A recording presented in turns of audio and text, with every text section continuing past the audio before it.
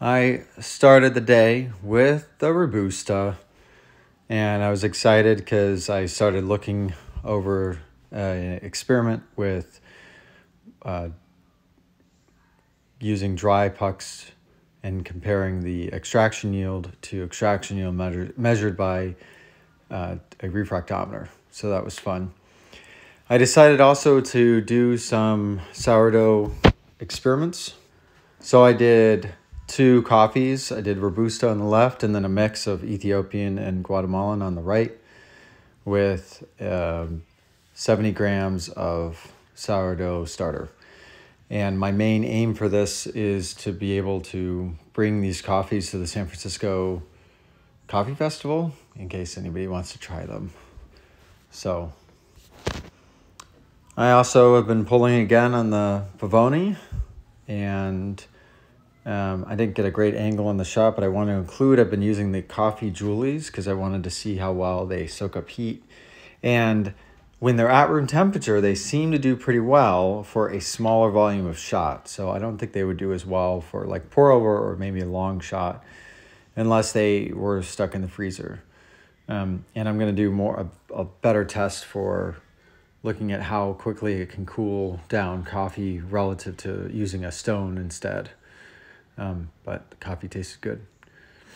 And then I did some shower screen test. This is the dispersion screen because I bought the S-Works dispersion screen. So the original is at the top and the S-Works is at the bottom.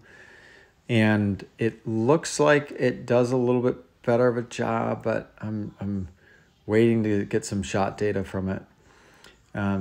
It was a little challenging to see in this video. But when I pulled a shot, this was a staccato shot. It came out like a super fine staccato because I overdosed it. I put in 23 grams and the dispersion screen adds more depth. So you have to use less of a dose. See the green coming out? It's like the oil's coming out first. That's indicative that there's it's too much.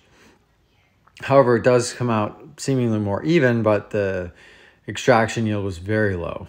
It was like 14% or 12%, and then it was like 8% TDS. It was like the lowest TDS shot I've had in months. But it was actually still very good, and that's because of the beans themselves are very good beans.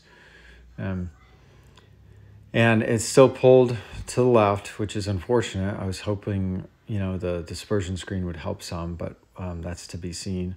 So from the top, it's just really compacted. And then from the bottom here, you can see like huge splotches where it's just not come through. So then I pulled a regular staccato tamp shot, again with the coffee Joulies. I think I still overdosed this one a little too much. This was at 21 grams, where I typically do 22 grams, and this is in a 20 gram VST.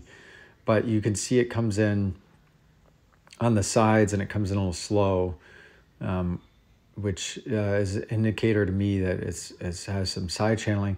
However, the TDS was in a good range. It was 14% TDS, and it was like almost 20% extraction yield, which is higher than the same coffee and the same shot style. So that's really good. Like it's definitely in the direction of what I want to see. It's just fine tuning and tweaking. So because it still had this thing to the left side. And then the bottom of the puck, you could still see like there's this huge splotch to the left. That's where the thing came through.